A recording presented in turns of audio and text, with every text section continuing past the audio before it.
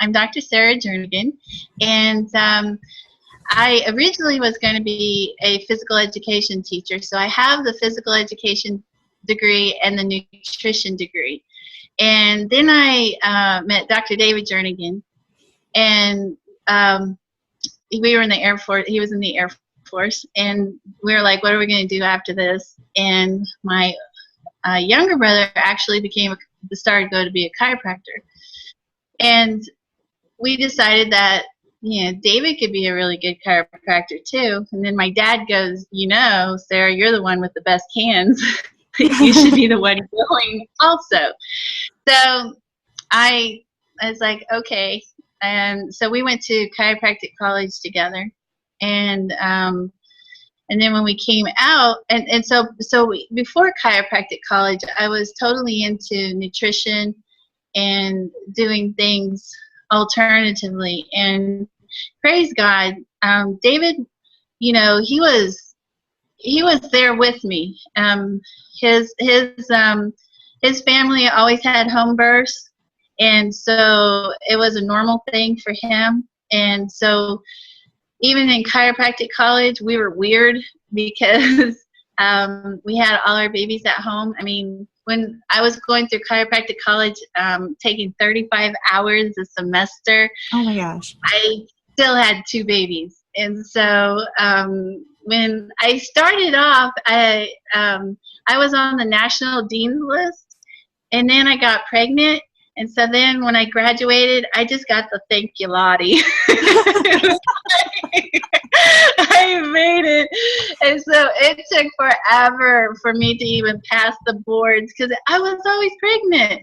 And I'd always just miss it by a few points. And so, but anyway, so I had 4 kids. I had them all at home, and we totally did not believe in vaccinations or antibiotics. And so I didn't even have to relearn anything. It was just a no-go, not going to do that. So then, but because my kids were raised in the clinic, they were like getting everybody's stuff, so they were constantly being challenged by something. And even with my kids, we've gone through cancer, Lyme, West Nile virus, whooping cough, those are the main ones besides your normal chicken pox and colds and flus and such. And so we, even when Sam had flaccid paralysis with West Nile virus, we didn't tell anybody. We just nobody knew because we did not want, SARS to come in. I mean, not SARS, SRS to come in. And take them to the hospital and have people die like all the other people were doing. And so, so we had to figure it out. And then it was kind of cool once we figured it out. Then it just a whole bunch of West Nile patients came in. And it was like, we got this one down. It took us a while to figure it out, and then even with whooping cough, it was like so it just. And so then, so that's kind of how we got started when it comes to dealing with the kids, was that we just had to use, we knew we weren't going to do antibiotics, and what else were we going to do? And even when we were trained to be chiropractors, people would come in with a file this big, and we would look at them going, really, me adjust them is all of a sudden going to be a miracle compared to all the other adjusters, And it's like, so why are they not getting well?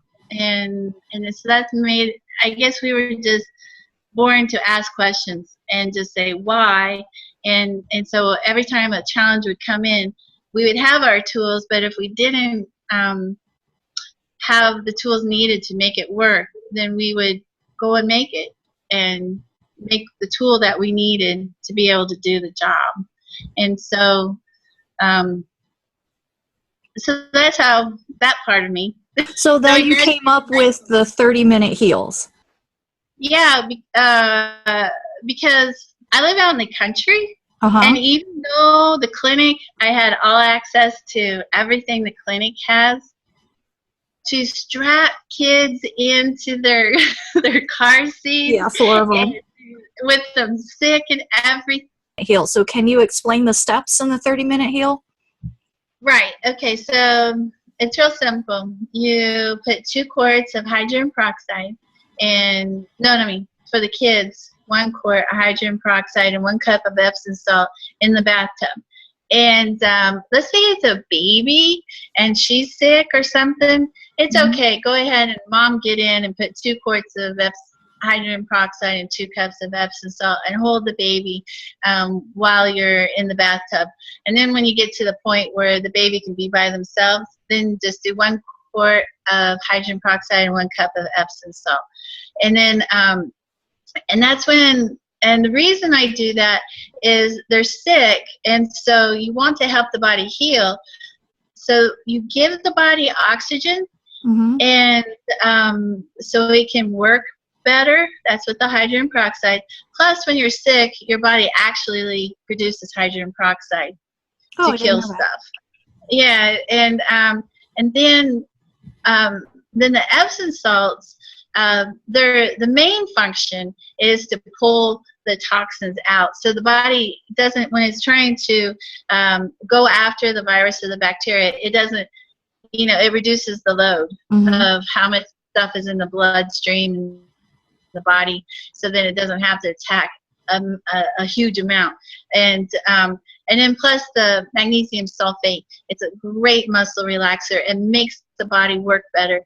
And this is a good time where, especially with little kids, it's you can't really figure out what's wrong with them. And so if you learn to start working their feet, then you can see, like, right below the toes, like, yeah, you do have a headache, because you can feel like a pea. It's all crunchy or something, or they wince, or it's real tight. Or you can go down to the soft part of the sole, and you can see that their intestines are really tight or crunchy. And but if their feet are just real pliable and they're just like loving it, then you know that even though they're running 104-degree temperature, you know that their body is working and that all systems are go. You just want all systems go. So when you're rubbing their feet, you're able to figure out, yeah, your ears do hurt, your neck does hurt, you do have a headache, your stomach is messed up. And so, which is an easier diagnosis than running to the doctor and have them look at their ears and listen to the heart, put a thermometer in their mouth. It's like, okay, what are you doing? And all they're doing, and then it's like, what are you looking for?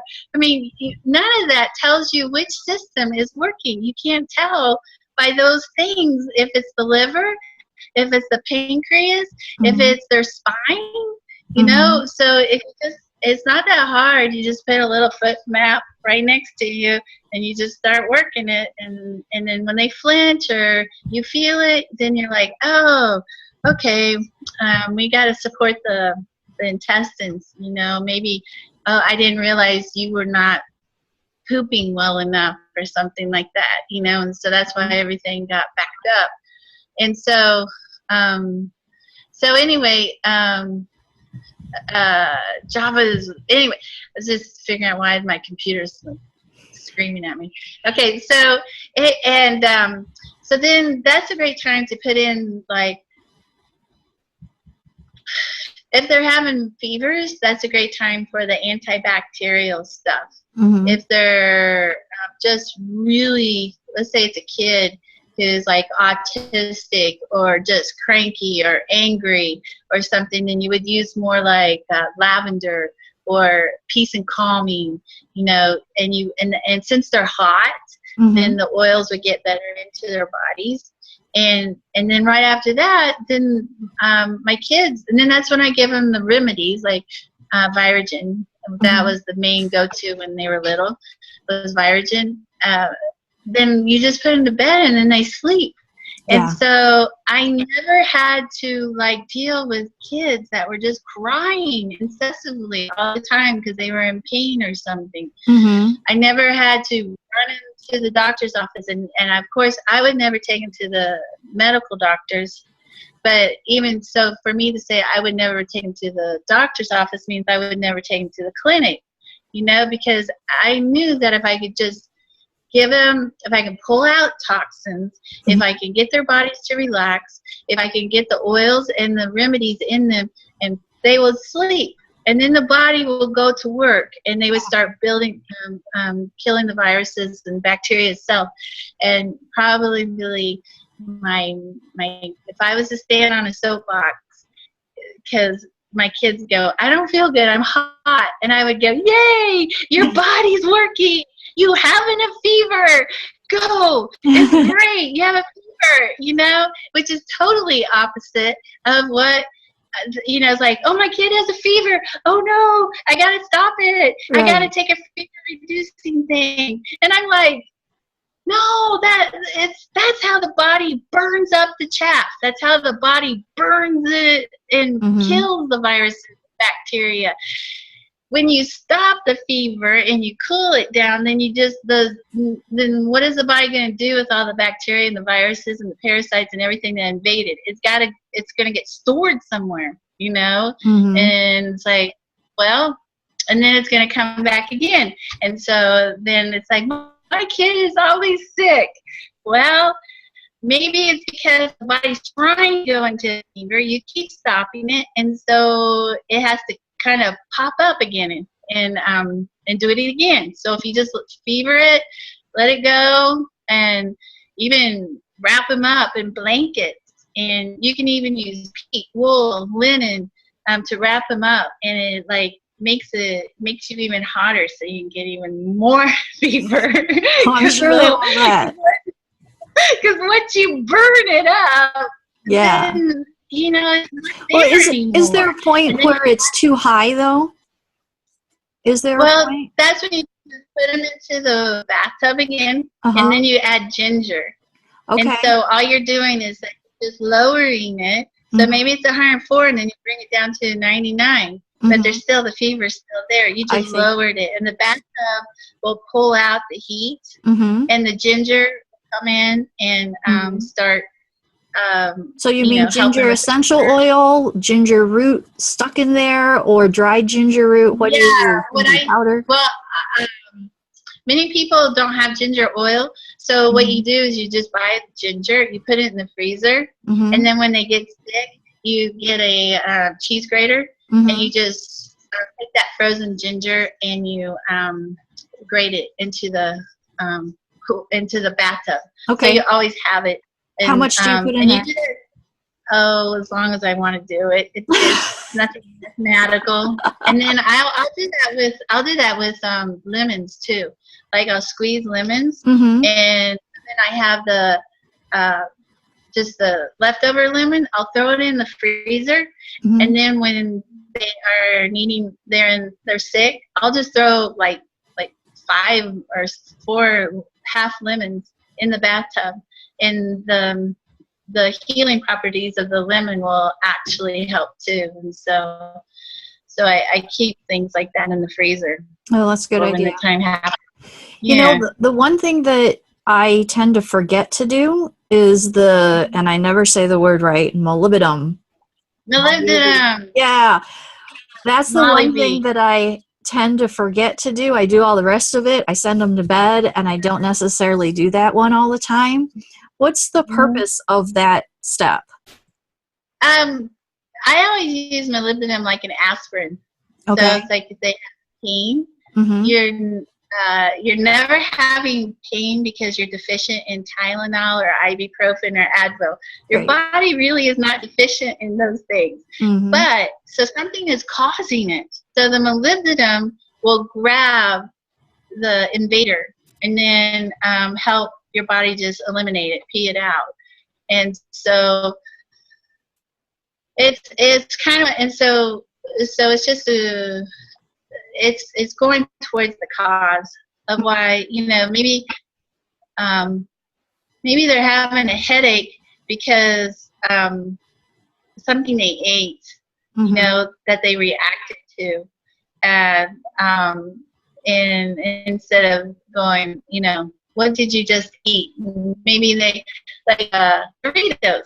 So they had some Doritos and they reacted to it. Well, instead of giving them a painkiller, I would give them molybdenum because the chemicals in the Dorito is what's causing the headache. And I mean, it's not that I will never ever use those things. Mm-hmm. It's just not my first go-to. Yeah. And response. I will try to get rid of the reason as to why somebody's having a headache, than just to cover it up. And well, a lot of people. And one more thing about molybdenum, if you break it open and you put it in applesauce, or I mean, if you put it underneath your tongue, it's been known to like stop the asthma attack. And so it's just kind of it's kind of one of those quick. Wow. It's not one you think about, but if you had it, if somebody was going in it and you put it on their tongue, it would stop that allergic reaction really fast. Wow. And at least it's at least a tool. Mm-hmm. So. But you would use the powder then for that, not like a. I would open it up. I'd open it up and put it on their tongue. If that was the case. All right. So molybdenum is a really good. I don't think I use it on the older kids than I did for the younger kids. It's just that wasn't a usual. I mean, a usual remedy I too would use for the younger ones. But as they got older, then they had more freedom to eat things and do things, and so I would always just give molybdenum. And so. That's a good idea. I always have that, and I tend to use it, but like my husband is addicted to ibuprofen. That's his go-to, and I keep trying to replace it and keep trying to tell him that's not a good thing. But that if you didn't grow up that way, like your kids, and maybe my kids have a chance because they kind of grew up with me, but if you didn't grow up that way, your go-to is ibuprofen or Tylenol or something. That's what they do. So it's a hard habit to break, I think. Yeah. And what I've learned is the dopamine production in your basal ganglia gets depleted, and so you get to where you I'll swipe this and then so if you do things like dopatome or something that adds more dopamine, then they'll slowly get off that any addiction. Okay, whether it's just an aspirin. So you replace the body, you give the body what it's depleted in, and then they slowly get off of addiction. So whether it's alcohol, meth, smoking, or just an aspirin of some sort, give the body more dopamine, and then it won't need that stimulus, Because I know for myself, because I don't take those Proins and Advils, and that when I take it, I feel like I'm on speed or something. I'm like, whoa, what is that? Because my body's not used to it. It's like, no wonder people take these things. I don't quite have that reaction to it. Because my body's not used to it. Right. So, and that's how the prescription drugs need to be. Anything that's manufactured synthetically, it needs to be where your body doesn't recognize it. So when you actually need it, then it's like it can go do its job. But if you take it so random, I mean, like every time your kid has an ear infection or a sniffle or a cough, and you're giving it antibiotics, then the bacteria and the viruses are going to create superbugs, and then they're not going to respond to the antibiotics. So you want to try to figure out all the different ways to address the illness Mm-hmm. without having to deal to use that as a your first aid. It should be more like third aid. You know, Yeah. you should Yeah. have done 1, 2, 3, and then it's like, okay, we need something stronger. You Mm-hmm. know, and Right. so you save it for last. Just don't do it first, and Mm-hmm. that way your body has a chance. Because every time you allow your body to heal with with our remedies, you're allowing the body to heal because you're giving it the energy, and you're directing it, and you're saying, and you're focusing the body, I need you to do this, and then it kicks in, the antibodies start kicking in, and Mm-hmm. so then you're actually making your own vaccine Yeah. because you're dealing with the illness, and and then now you've got more white blood cells, you have more things so Mm-hmm. you're not going to react so quickly the next time.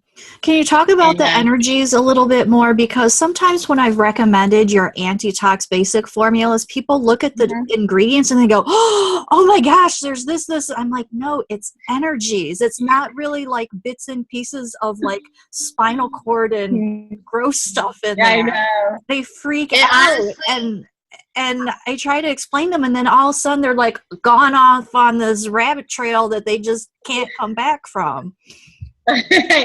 honestly, if I had my way, I wouldn't even have the SAR codes in them for the lay people. You Mm-hmm. know, I would just take basic. You know, but Yeah. then as if because it's the plants that do the work, Mm-hmm. and I would just leave the SAR codes out for the doctors, and the doctors would administer them and say, okay, we need to, but um, so I understand that, and but then okay, a SAR code is it's like wiring.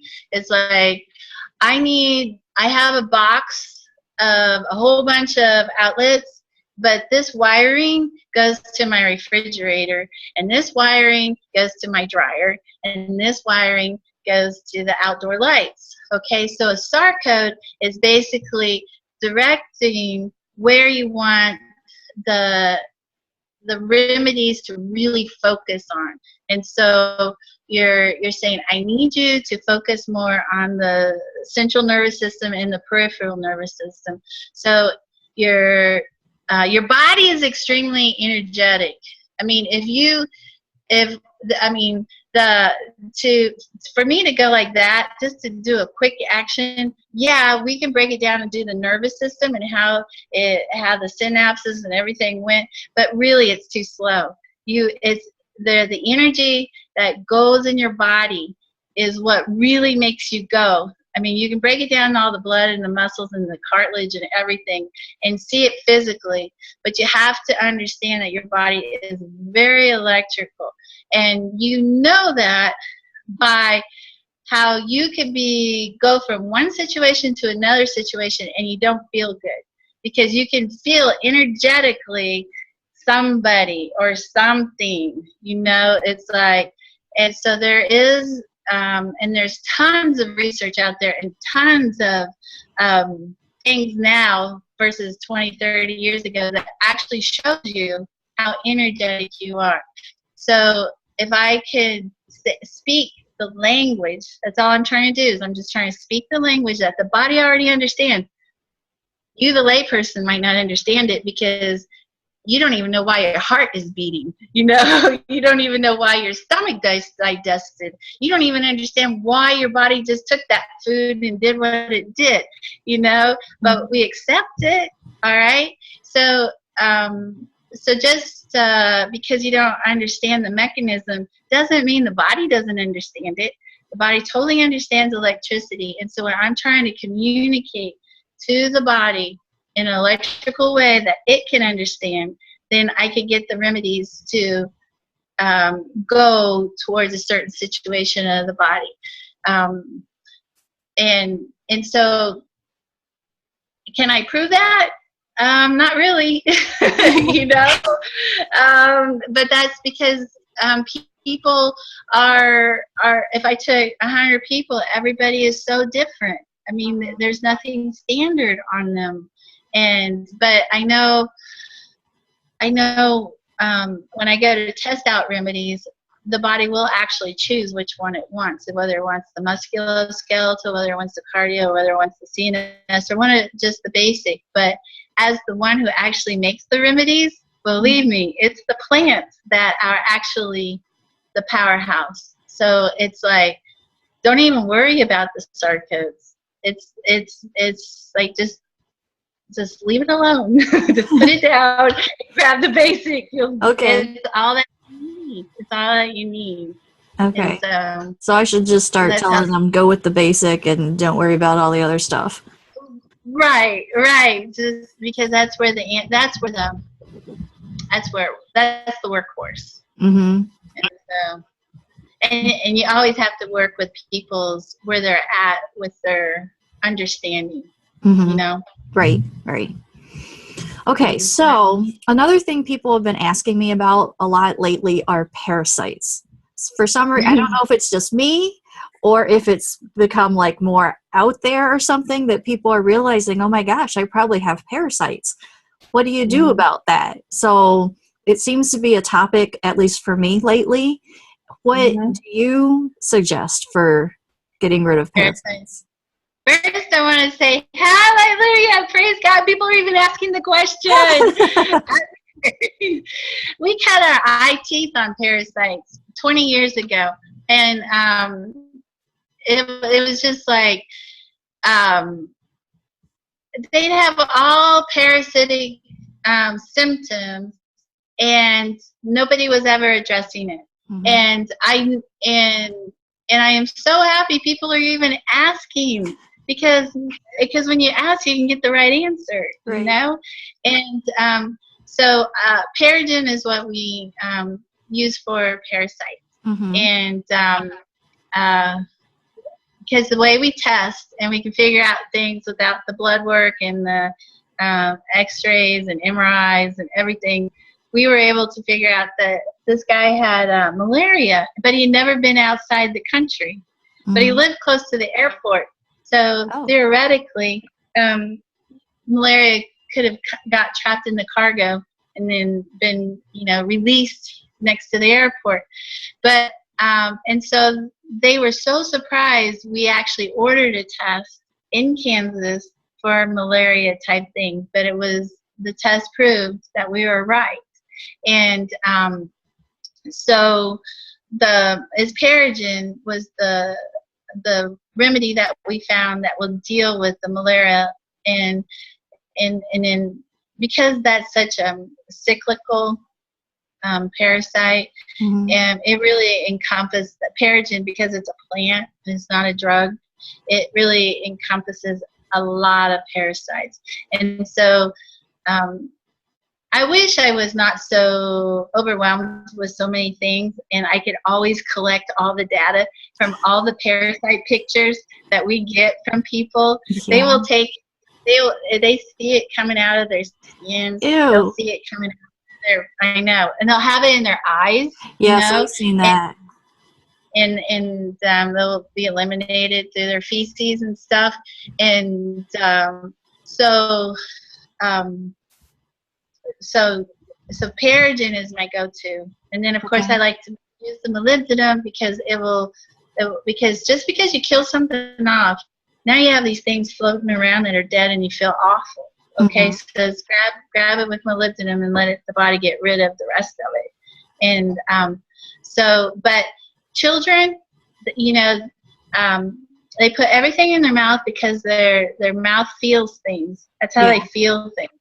And so everything goes in the mouth. So it is. So, and all of a sudden, my kid is so cranky, so irritable, has such an attitude. Well, they probably have parasites.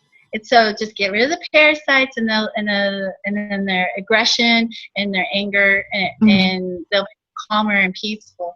And so would you put them in the bath too, like your 30-minute heals? Always. It doesn't matter what it is. It's the bath first. Always.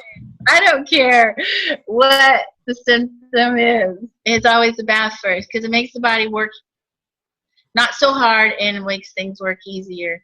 But always, But you've got to understand, your dogs and your cats are constantly being treated for parasites.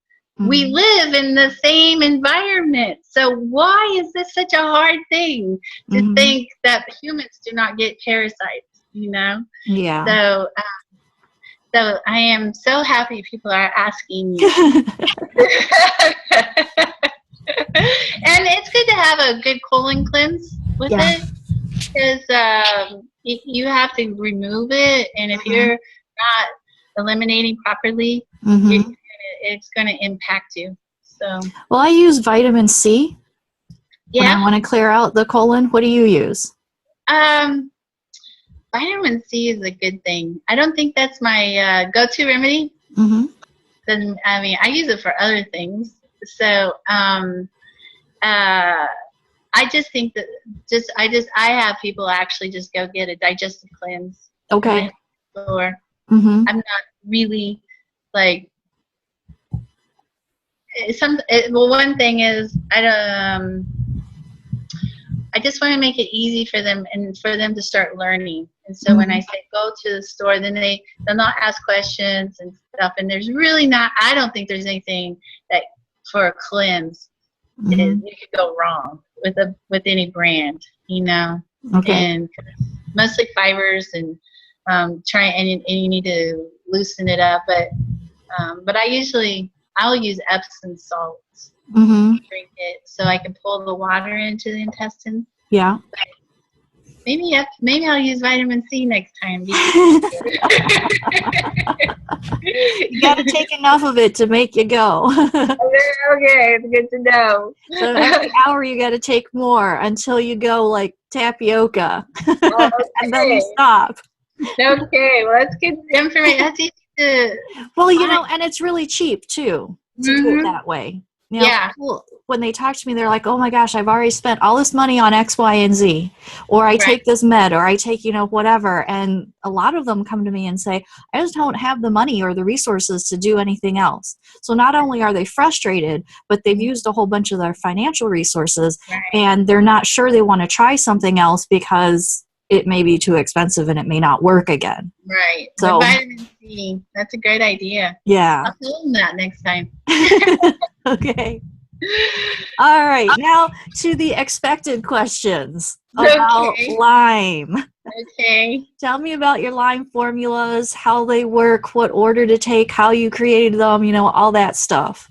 Okay. So we were chiropractors by trade, and but like I said, by the time people came to see us, they'd already seen 35 doctors, whether it was a chiropractor, a medical doctor, an osteopath, a naturopath, an acupuncturist, and then it's just like, so now what do I do? So I guess we were just designed to be able to ask questions and say, what else can we do for these people? And so we were able to figure out, we knew the frequency of Lyme, and so we wanted to build a remedy that would counteract that frequency. And so that's where Berylligen came into being.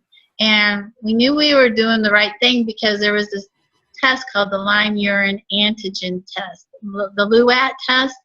And if you take if you go in and says, I think I have Lyme, to a medical doctor, they would give you antibiotics for 3 days. And during those 3 days, you would take the urine sample and then send that off to the lab, and you would see the die-off of the spirochetes and everything related to that in the urine. And then they go, yep, you got Lyme. So they didn't have a test to see it when it was active. It's only if you tried to kill it off.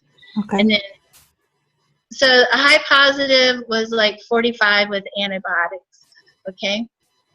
And so then with our Berylligen, doing the exact same thing, take Berylligen, collect your urine 3 days. Average positive for us was 150 points. So the body was really seeing the spirochetes and was really addressing it and dumping it. And then we would get like 450 points. So compared to the antibiotics, the Berylligen was like doing way better for the Lyme. Well, so and then everybody always needed Virogen with it. So we always had to deal with the viruses along with the bacteria. So we just combined the Virogen into the Borrelogen and made it one formula. But so we could tell that the bacteria and the viruses were getting lower, but their symptoms were still showing up. And that's when we realized it was the toxins from the Lyme and the co-infections that were causing the joint pain, the brain fog, the dizziness, the vertigo, the nauseousness. Just it was the toxins from that. And so that's where the neuroantox formulas came into, and to help the body grab that and eliminate them. So that was good, but you all of a sudden are a magnet, and so you have mycoplasms and co-infections of bacteria and yeast and mold and fungus and Bartonella. So you had to start adding all these other remedies into it. And I guess with my Lyme protocol, I'm just like, if your body can handle it, because some people's lymphatic systems and their elimination, they just can't. They kill something off and it just kind of sticks there, and then that's how they have the Herx reaction. It's like, okay, yeah, I'm getting better, but now I feel like crap, Right. So you need. That's why the home therapies. I need them to get the stuff out. I need it to be constantly moving, constantly circulating, and they need to take that part, the most important part, not so much the remedies. Just trying to get the stuff out. So that's why the Lyme protocol, I'd rather attack it hard, because I already know you have it all. I mean, it's just from 20 years of experience. You hardly ever just have one strain of anything. It's like you're a magnet, and if your body can handle it, I'd rather be more aggressive at first and address as many things as I can, as long as you keep the stuff going out,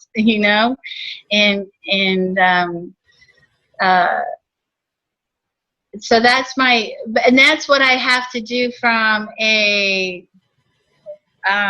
what you call cookbook doctoring. That's not my. I mean, if you were in front of me and I was testing out remedies, it would be totally different. But this is the best I can do for those who can't go see a doctor, or the doctor doesn't understand. And then I like my complete Lyme protocol, because I'm dealing with parasites and yeast and mold and biotoxins and neurotoxins and the Bartonella and the Lyme, just everything. I'm dealing with it all. Now, after 3 months, you'll probably be so much better, or you less, and then maybe we need to switch you to something else, and just keep attacking it for something else, because it's a very, it's one of those illnesses people don't take seriously. Right. They try to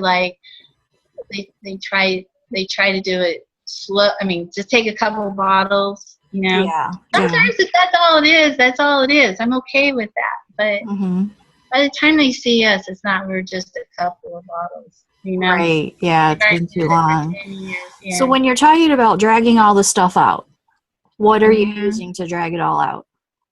So with the home therapies, my baths, okay, and then foot baths are awesome, because a lot of times people can't get into a bathtub, or they'll sit and watch TV, and so you just get a foot bath, and you put the 2 tablespoons of mustard and a pinch of cayenne, and they will and you sit there and watch TV, or you can put your hands in it. If you have more upper pain, and you just sit, and that will pull stuff up, and it will get the circulation going.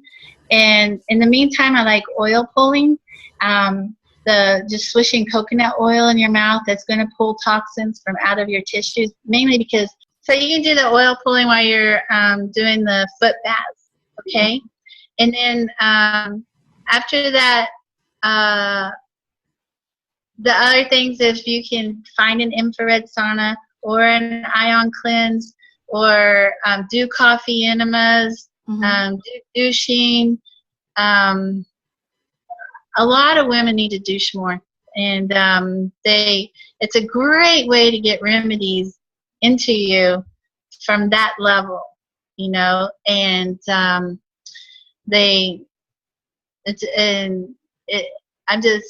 it's just a real easy way, just like doing coffee enemas and such, just a great, you can put remedies and oils in the coffee enema and get it up into the system.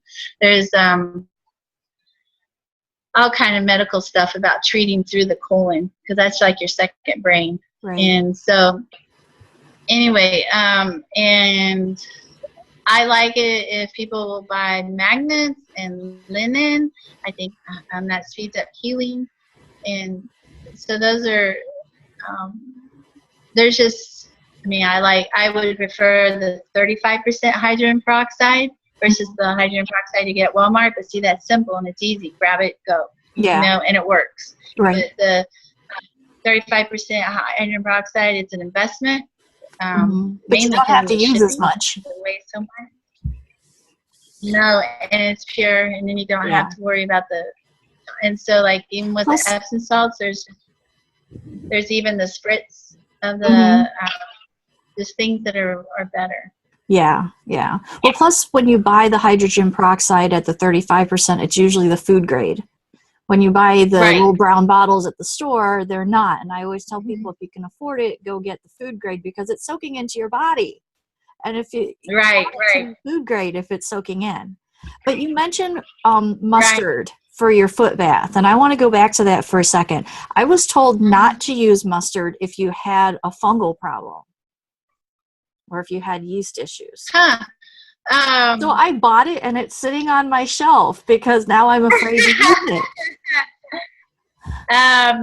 I have never heard that, because I'm always focusing on the turmeric that's in there to get the circulation going. Yeah. And it helps you breathe better. It helps with the blood circulation. Okay. I don't know the answer to that. Maybe I'll just be my own guinea pig and just have to try it and see what happens. Yeah. It really won't hurt you. You'll just... it's like, what's the difference between eating ice cream bar, and you go, I shouldn't have done that. True. It's just like, okay, I did this. No, I shouldn't have done that. Your body's going to be okay afterwards. Okay, I'll try it. I almost gave it away. But I didn't know who to give it to, because everybody has a yeast or fungal problem, right? Just about. So I was like, okay, I'll give my I've used it on so many people that probably have it, and me not even knowing that was a problem. It just, people were okay with it. So. Well, it may not be a problem, because, there's always, you can find anything you want on the internet about which side of what, But anyways. Yeah. Okay. Well, I think that was all my questions for you today. Maybe we'll do it again sometime. Yeah, I do hope people ask you more questions. And because when you ask a question, then you are like kind of breaking out of like doing things robotically. Well, this is how I always do things, So, though usually people don't get to the point of asking questions until they're really frustrated and they've worked on something for a long time, or they've jumped from doctor to doctor to doctor, and then by then I think it ends up being a little more complex, because they've let something go for so long. That's why I would love to train young women, like, 18, 19, 20. So by the time they're moms, they just do things naturally. So like yours and my kids, they just do things naturally, and it's not a big deal. It's just part of their environment. And as opposed to trying to talk to a 50-year-old woman who's done it this way forever, and then it's just like, it's just makes it harder. So I'd rather just let it just be a natural flow. And I think when you come to green moms, the ones, they're asking, they're wanting something different. And and I'm so happy that they are, you know. Me too.